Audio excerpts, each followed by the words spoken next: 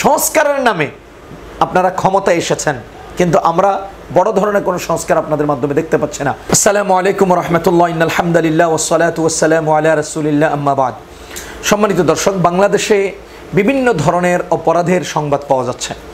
বাংলাদেশে এখন মানুষ মানুষকে হত্যা করছে, চাঁদাবাজি করছে, জুলুম করছে, শিশু ধর্ষণ করছে, অন্যের বাড়িতে অন্যায়ভাবে চড়াও হচ্ছে, অন্যের হক নষ্ট করছে। মানে অপরাধগুলো আপন অবস্থায় বিদ্যমান রয়েছে। আমরা গত 16 বছরের ফ্যাসিস্ট সরকারের আমলে অত্যাচার দেখেছি, জুলুম দেখেছি, চাঁদাবাজি দেখেছি, গুম খুন দেখেছি। আজকেও ওই জাতীয় অন্যায় অবিচারগুলো বাংলাদেশের জমিনে বিদ্যমান আছে। তাহলে অপরাধগুলো সমানতালে চলমান, অপরাধগুলো সমানতালে চলছে। এখন এখানে একটা সবচেয়ে বড় বিষয় কি জানেন?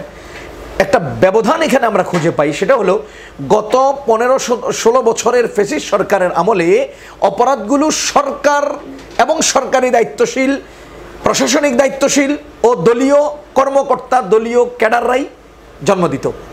তারাই এই অপরাধগুলো সংগঠিত করতো, অপরাধের সাথে যুক্ত থাকতো। আর বর্তমানে ওইরকম দলীয় কোনো সরকার নেই এবং প্রশাসনিকভাবে এই অন্যায়গুলোর জন্ম দিচ্ছে না। অপরাধগুলো সমানতালে আছে। ওই সময় যেমন অপরাধ ছিল, এখনও সেই অপরাধগুলো আছে। ওই সময় অপরাধগুলো ছিল সরকার কর্তৃক অপরাধ সংগঠিত হতো। আজকে সরকার কর্তৃক অপরাধ সংগঠিত হয় না, কিন্তু আজকের দিনে অপরাধ সংগঠিত হওয়ার পর সরকার কর্তৃক সেই অপরাধগুলো দমনের সুস্পষ্ট এবং তৎক্ষণাৎ ব্যবস্থাপনা গ্রহণ করছে না। এই জন্য অপরাধগুলো আবারও জন্ম দিচ্ছে। যদি একটা শিশু ধর্ষণের শিকার হয়ে যেদিন মারা যায়, ওই শিশুর দাফনের আগে যদি তার ধর্ষকদেরকে দাফন কথা হতো, তাহলে অবশ্যই এই দেশের এই অপরাধগুলো আস্তে আস্তে বন্ধ হয়ে যেত। আমার মনে আছে, আমি আমেরিকায় একবার নিউ ইয়র্ক থেকে নিউ জার্সি যাচ্ছিলাম। নিউ ইয়র্ক থেকে নিউ জার্সি যাওয়ার পথে আমাকে সাথে নিয়ে যাচ্ছিলেন হবিগঞ্জের এক ভাই, জনাব ইমরান ভাই, অত্যন্ত মহাব্বতের।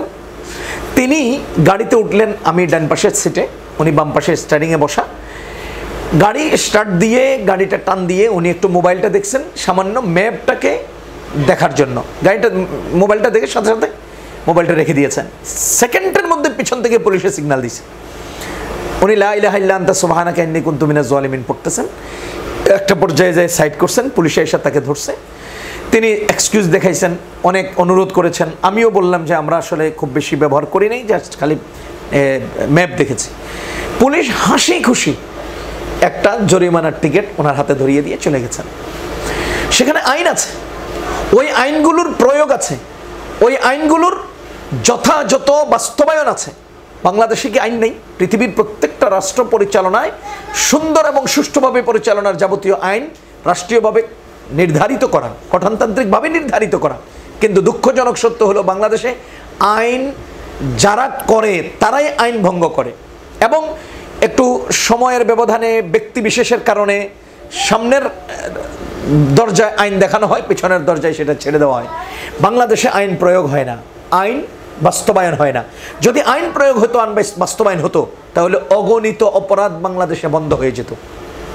আল্লাহ তাআলা কোরআনে বলেছেন না, ওয়ালাকুম ফিল কিসাসি হায়াতুন, যদি হত্যাকারীকে হত্যা করা হয়, হত্যাকারীকে যদি ফাঁসিতে ঝুলানো হয়, যদি কিসাস প্রয়োগ করা হয়, তাহলে অগণিত মানুষের জীবন বেঁচে যাবে। তার মানে একজনকে যদি শুলিতে চড়ানো হয়, পল্টন ময়দানে যদি তাকে প্রকাশ্যে হত্যাকারীকে যদি ফাঁসি দেওয়া হয়, তাহলে সারা দেশের অগণিত হত্যাকারীরা ঠান্ডা হয়ে যাবে। তারা এইভাবে অন্যায় অপরাধ সংগঠিত করবে না, অন্যায়ের সাথে জড়বে না। প্রত্যেকটা অপরাধের যদি শাস্তি বাংলাদেশে প্রয়োগ করতো, তাহলে এটা অবশ্যই অপরাধগুলো বন্ধ হতো। তাহলে আমি যে কথাটা বলছি, অতীত সরকার তথা গত ফ্যাসিস্ট সরকার অপরাধ ছিল, অপরাধ সারা দেশে রমরমা অবস্থান ছিল, কিন্তু তাদের অপরাধগুলো তারাই জন্ম দিত। প্রশাসনিকভাবে দলীয় ক্যাডারদের মাধ্যমে সরকারের নিয়ন্ত্রণে অপরাধগুলো জন্ম দিত, অপরাধ সংগঠিত হতো। আজকে সরকার দলীয় না, নির্দলীয় এবং আন্দোলনের মাধ্যমে সংস্কারক সরকার হিসেবে আমরা যাকে চিনি, এই সরকার থাকাকালেও কিন্তু অপরাধগুলো হচ্ছে। 5 বছরের শিশু সে ধর্ষণের শিকার হচ্ছে, 8 বছরের শিশু ধর্ষণের শিকার হচ্ছে, বাবা তার ছেলে তার বাবাকে হত্যা করে দিচ্ছে। এই যে একটা অঘটনের সাম্রাজ্য শুরু হয়ে গেছে, এই মুহূর্তে যদি সরকার, যদিও তারা ঘটাচ্ছে না, কিন্তু ঘটিত এই অপরাধগুলোর যদি শাস্তি প্রয়োগ করতো, তাহলে অবশ্যই এই অপরাধগুলো বন্ধ হয়ে যেত। আমি দায়িত্বশীলদের কাছে অনুরোধ করব যে বাংলাদেশকে আরেকটু সংস্কার করুন। সংস্কারের নামে আপনারা ক্ষমতায় এসেছেন, কিন্তু আমরা বড় ধরনের কোনো সংস্কার আপনাদের মাধ্যমে দেখতে পাচ্ছি না।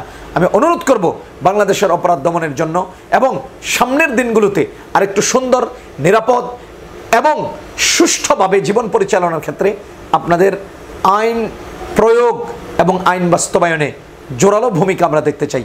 আল্লাহ তাআলা আমাদেরকে শুভবুদ্ধি দান করুন, দেশকে হেফাজত করুন বহিরাগত হালাকু খানদের আগ্রাসন থেকে এবং আভ্যন্তরীণ মীর জাফরদের যাবতীয় গাদ্দারি থেকে আমাদের এই দেশের প্রতিটি ইঞ্চি ইঞ্চি জমিনকে আল্লাহ রক্ষা করুন। আসসালামু আলাইকুম রহমতুল্লাহ।